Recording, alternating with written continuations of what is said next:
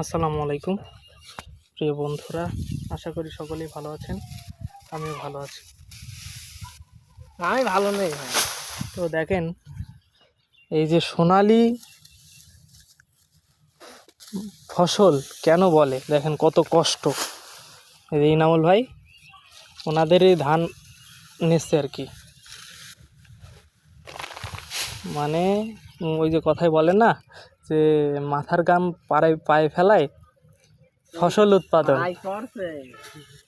তা ওই রকম একটা অবস্থা। দেখেন কত কষ্টকর। এমনি এমনি আর এই বাংলাদেশ অর্থনীতিতে পিছিয়ে নেই। এই আছে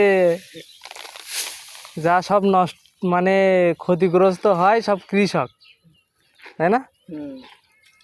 মানে যা বাস যাওয়ার সব কৃষকের যায়।